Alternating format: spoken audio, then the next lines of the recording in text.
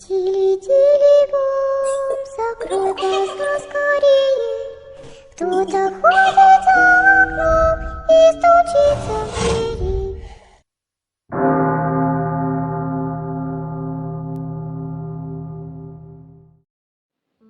Magandang gabi sa inyong lahat. Ito po muli si Marlon na mula sa Lahing Aswang. Ito yung pagkapatuloy ng aking kwento. Siguraduhin na napakinggan nyo na ang mga naunang parte ng seryeng ito upang hindi kayo malito. Sa hindi inaasahang pagkakataon, biglang dumating sila Tito Santiago, Ate Maricar, Gordon at Carlos doon sa motel kung saan kami pansamantalang tumutuloy ni Lil. Dahil sa nakablip lang si Lil ng madat na nila, hindi napigilan nila Ate Maricar na mag-isip ng kung ano-ano. Bigla naman binasag ni Tito Santiago ang katahimikan nito na nakapagpakaba sa akin. Lumapit ito sa akin at kinakabahan na talaga ako. Nakatingin lang ako kay Tito na nanginginig yung aking mga tuhod. Patay! Sambit ko sa aking sarili, sabay napapikit ng aking mga mata. Nakita ko nakaangat na kasi yung kaliwang kamay ni Tito Santiago. Inaasahan ko na sasampalin ako nito, kaya hinanda ko na lang yung kaliwa kong pisngi. Subalit nagkamali ako. Dinampilang ni Tito Santiago yung palad nito sa aking pisngi at hinawakan yung aking mga mata. Nagmulat naman ako ng mga mata ko na labis na nagtataka. Wala pa rin namang reaksyon yung mga mata ni Tito nung tiningnan ko siya. Wala siyang ginawa kundi usisain yung kaliwa kong mata. Nagulat naman ako nang biglang napatras si Tito Santiago sa akin na mistulang sindak na sindak. Napakunot yung noo nito. Paano mo nagawa yun? Tanong ni Tito sa akin. Sa isip ko, siguro nalaman na ni Tito na kumain ako ng karni ng tao. Kaya mas lumagundong pa yung puso ko sa labis-labis na kaba. Nanginginig ako at napatulala habang nakikipagtitigan lang kay Tito Santiago. Natatakot kasi ako na baka parusahan niya ako ng kamatayan. Tito, sorry po. Nauutal na tanging tugon ko kay Tito. Paano mo nagawang magpalit ng anyong halimaw? Tura lang ni Tito sa akin. Hindi ko po alam, Tito. Bigla na lang itong nangyari sa akin sa hindi ko alam na kadahilanan. Napapabuntong hininga na sagot ko kay Tito. Kailan pa nangyari yun at ilang beses? Sunod-sunod na tanong pa ni Tito. Nito lang, Tito. Mga 1 linggo na po yung nakalipas. Hindi ko po alam kung bakit nangyari sa akin yun. Nung lumabas siya, tila may ibang tao na nasa katawan ko. Hindi ko po ito makontrol. Mahabang paliwanag ko kay Tito. Ganun ba? Kailangan may gawin tayong ritual para dyan. Dahil kung hindi, tuluyan ang maangkin na katauhan mo bilang isang halimaw. Hindi mo na talaga makukontrol ang sarili mo, lalo na't nakatigim ka na karin ng tao. Mahabang paliwanag ni Tito Santiago sa akin. Nabigla naman ako sa lahat ng mga tinura ni Tito. Gulat ng gulat yung mga mata ko na nakatitig sa kanya. Alam mo na, Tito? Tanging nasabi ko sa kanya na bukod sa gulat, nakaramdam din ako ng pagkapahiya dahil alam na pala niya ang lahat. Oo, alam ko ang lahat. Dahil ilang araw na kitang nakikita sa mga mata ko, sa provokasyon at vision ko. Nakita kong lahat ng sitwasyon mo dito. Kaya kung saan-saan ka na kami nagpunta para mahanap ka lang, Marlon. Hindi magandang nakikita ko sa mga mata ko. Lalo na yung susunod na mangyayari sa'yo kung patuloy ka na mag-iisa. Kaya nagpaalam na rin ako sa nakakataas na Black Triangle upang hanapin ka. Mahabang paliwanag ni Tito, sabay yakap nito ng mahigpit sa akin. Ngayon, Marlon, tapusin na muna natin yung dapat tapusin dito. Ituro mo sa akin kung nasaan yung kuta nila. Utos sa akin ni Tito. Kaya lumarga na kaming lahat papunta sa kuta nila Tangkagwa, habang si Lil naman ay niiwan mag-isa doon sa motel. Mabuti na rin yun Dahil magpagsa hanggang ngayon, hindi pa rin talaga ako makamove on sa nangyari kanina. At tuwing naaalala ko yun, parang gusto kong bumaon sa lupa dahil sa labis na kahihiyan. Lalo na sa tuwing nakikita ko si Ate Maricar. Pagdating namin sa kuta ng tribo nila Jeff, naabutan namin na nagkukumpulan lahat ng mga nandoon na pinamumunuan nila Jeff. Nung nakalapit na kami, halos patakbong sa lulubong naman ako kaagad ni Jeff. Marlon, magagawa mo bang matupad yung pangako mo na mapagaling yung pinuno namin? Bungad naman kaagad ni Jeff sa akin, na siguro sa labis na stress, hindi man lang napansin na may mga kasama ako. Jeff, ito pala yung tito ko na si Tito Santiago. Nakakasiguro ako na matutulungan yung iyong pinuno. Pakilala at turan ko kay Jeff. Siya ba yung tito mo na tinutukoy mong miyembro ng Black Triangle? Medyo nauutal na tanong ni Jeff na napanganga nang mapansin na nito si Tito Santiago at dalawa pang kasamahan nito. Nabigla siguro siya sa labis at tangkad ni Tito Santiago. To be honest kasi guys, 6-footer itong si Tito Santiago. Maskulado pa yung kanyang pangangatawan. Kaya kahit sino na makakita sa kanya, mamamangha talaga. Magandang araw po sa inyo sir. Pinuno. Tito. Nauutan na pagbati ni Jeff na hindi malaman kung ano bang itatawag talaga kay Tito. Tawagin mo lang akong Tito Santiago. Tura naman ni Tito kay Jeff. Okay po. Okay po. Tugon naman ni Jeff. Maaari ko bang makita yung pinuno ninyo? Tanong ni Tito. Sige po. Sige po, dadaling ko po kayo sa kubo niya. Sagot naman ni Jeff. Nagpulasan at bigay daan na yung ibang kasamahan at mga katribo ni Jeff. Inalalayan din kami ng mga ito papunta sa kubo kung saan naroon si Tangkagwa. Hinayaan na namin si Tito na pumasok mag-isa sa kubo kasama si Jeff. Samantalang ako, si Ate Maricar, Carlos at Gordon naman ay naiiwan sa labas ng kubo. Habang naiiwan nga kami dun sa labas, nataon naman yung aking pansin sa likod ng isang kubong nasa malapit. Nakita ko si Leia na nakaupo at nakatitig lang sa akin na walang imik mula dun sa kubo. Nagkunwari naman ako na hindi ko siya napansin. Nagbaling na lang ako ng tingin kay Ate Maricar. Makalipas ng ilang minuto, lumabas din naman kaagad si Tito Santiago mula sa loob ng kubo kasama si Jeff. Hindi ganun kadali para magamot yung pinuno ninyo. Sa bagong henerasyon ngayon, umusbong na yung panibagong lahi ng makukulam. At isa ito sa mga pambihirang kakayahan ng pangkukulam na aking nakita. Mahabang paliwanag ni Tito Santiago kay Jeff at sibi pa nitong mga katrubo. Ibig niyo po bang sabihin, hindi niyo po kayang gamutin yung aming pinuno? Mangyayak na tanong ni Jeff kay Tito. Nakikiusap po ako, Tito Santiago. Gawin niyo po lahat ang makakaya ninyo. Pagalingin niyo lang po yung pinuno namin. Handang-handa po kami magpasakop sa inyo. Pagmamakawa ni Jeff na halos lumuhod na sa harapan ni Tito Santiago. Nang biglang may lumapit na isang lalaki na sa tansya ko ay nasa 40s na yung edad. May balat sa mukha nito at may malaking bakas ng hiwa sa kanyang talikuran. Wala kasing suot na pangitaas yung lalaki, kaya kitang-kita ko yung malaking bakas at pilat na hiwa nito. Tigilan mo nga yan, Jeff! Bakit ka nagmamakawa dyan sa mga dayuhan na yan? Hindi naman pala tayo matutulungan eh, kaya hindi mo kailangan magpakababa ng ganyan. Kahit wala nakaalalay o nakasakop sa atin ng mga kapatiran ng Black Triangle. Kahit paano naman may dangal din tayo. Nakaya nating mabuhay ng ilang taon na walang gabay nila. Kaya tumigil ka na nga sa pagmamakawa mo yan sa lalaking dayuhan na yan. Ma-pride at iimbagang sabi ng lalaki kay Jeff. Sabay hatak ng kamay nito para patayuin. Mawalang galang sa'yo lalaki. Alam ko na nagluluksa kayo para sa inyong pinuno. Pero hindi yan dahilan para bastusin nyo ng ganyan yung kasamahan namin na si Don Santiago. Isa pa, Hindi pa naman siya tapos magpaliwanag.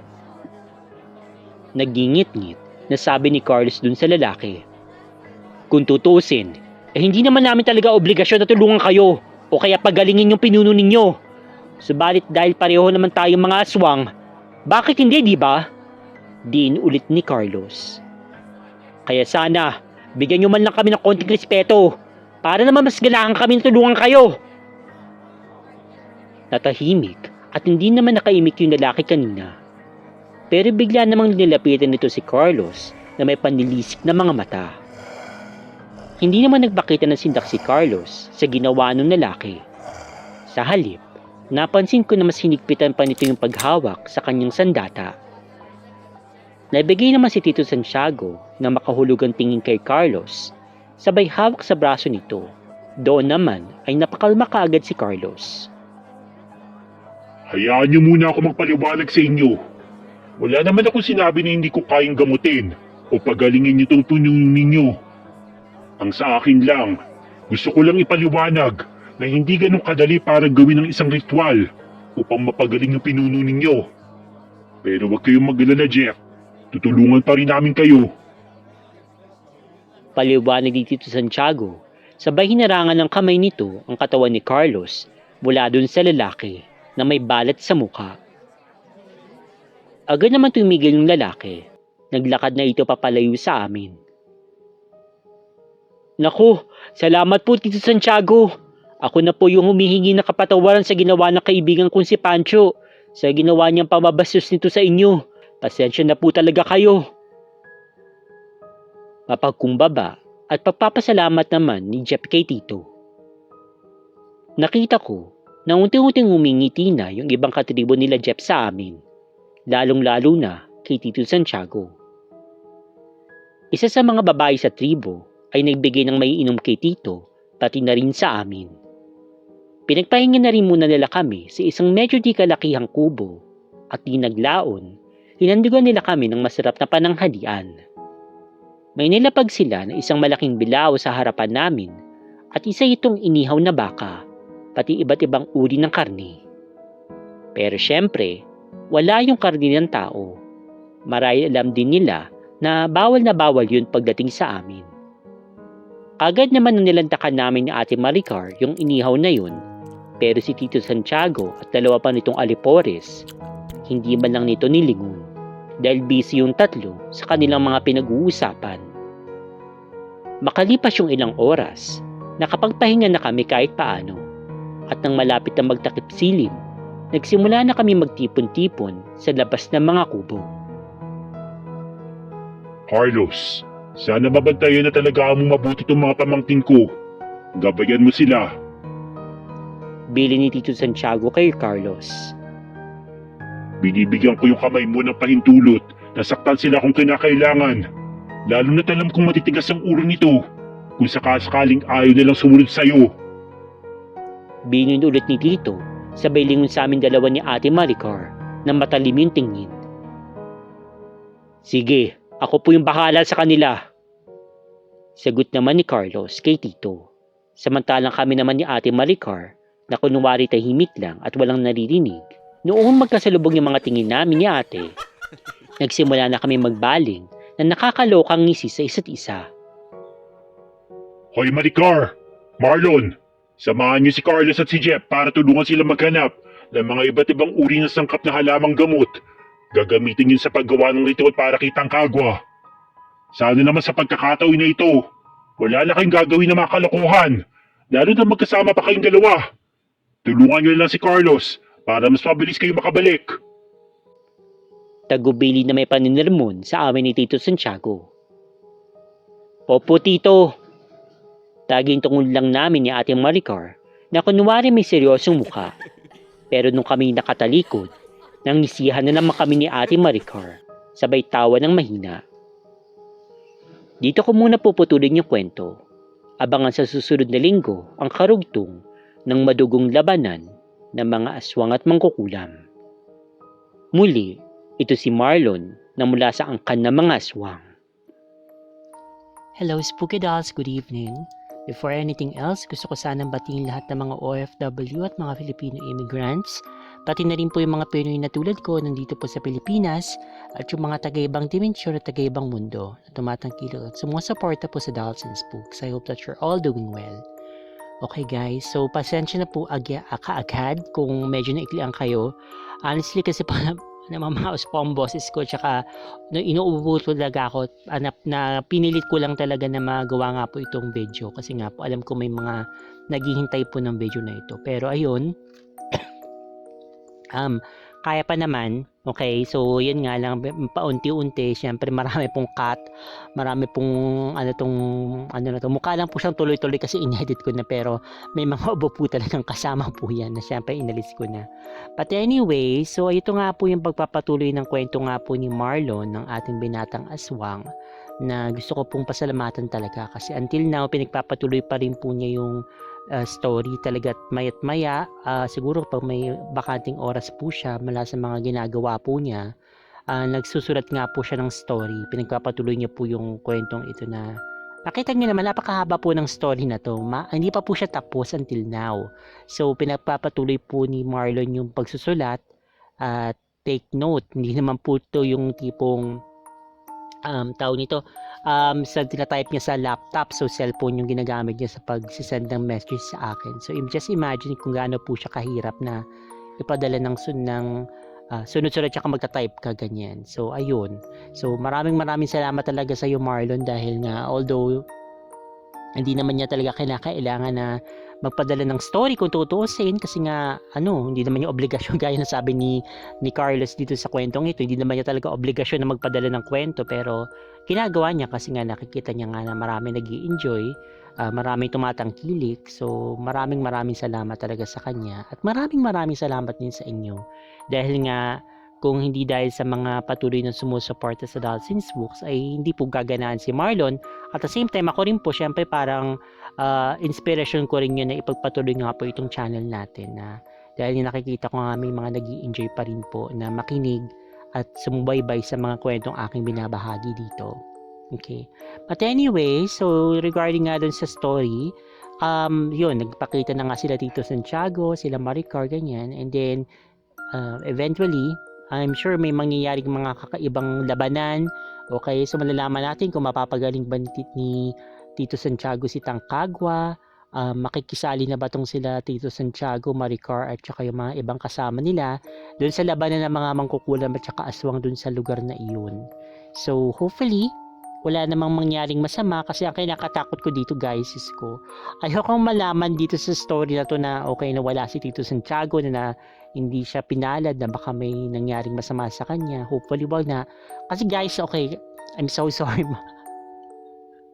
ewan ko ba, kasi parang nung sa description ni Tito Santiago medyo parang nagka-crush ako sa kanya, honestly. Landino, parang oh my god, parang si daddy, parang hindi daddy ko, ang ibig ko sabihin parang alam niyo yung daddy parang parang daddy type, yung parang 6-footer, malaki yung katawan. Oh my god.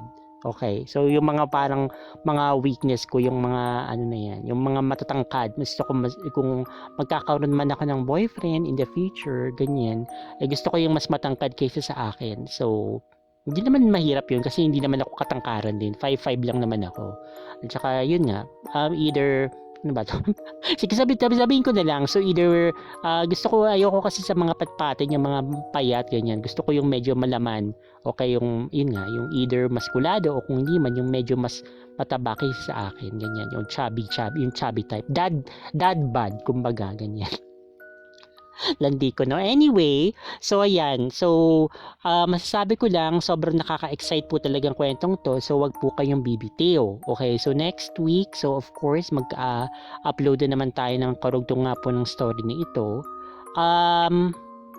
Okay, kung kakayanin, guys, hindi ko po kung kakayanin po, I'll try na mag-upload po ng isa pang kwento. Okay, so hindi ko alam kung ipagpapatuloy ko ba tong, hindi na siya ipagpapatuloy, kumbaga kwento pa rin ni Marlon, or baka igagawin ko na lang siyang talagang every Wednesday ko siya ina-upload, or baka magsundot ako ng isang kwento na iba naman. Okay, para lang magkaroon tayo ng ibang story na pwedeng pakinggan. Okay, habang hinihintay natin yung kwento nga ni Marlon, ganyan. baka makapag-upload ako this coming weekend, sa Saturday o kaya sa Sunday. Again, hindi ko pa pinapangako po kasi nga medyo nga po yung boses ko ay bumibigay kasi nga nagkaroon din ako ng konting sakit. Hindi naman malala, yung lang, medyo high blood lang, okay, mataas yung hypertension, mataas yung high blood ko, parang yung tumaas ang blood pressure ko, okay, at saka yun, sinipon.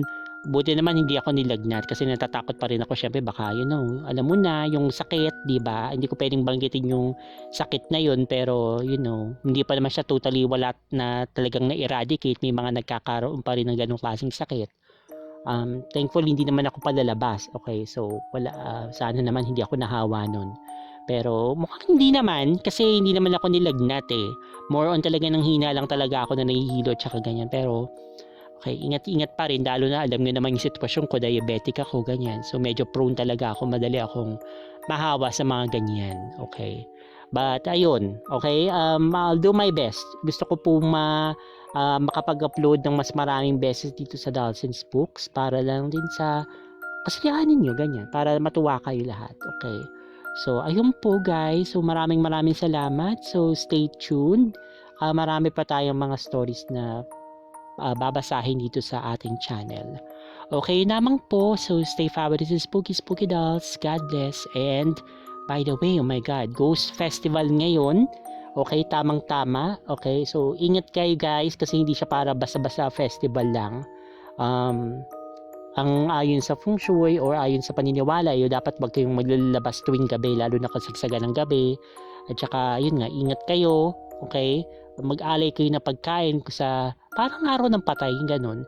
Ayan, so para lang sa pagpapaloob-loob. Kung naniniwala po kayo, then go ahead, do it. Pero kung hindi, okay lang din naman.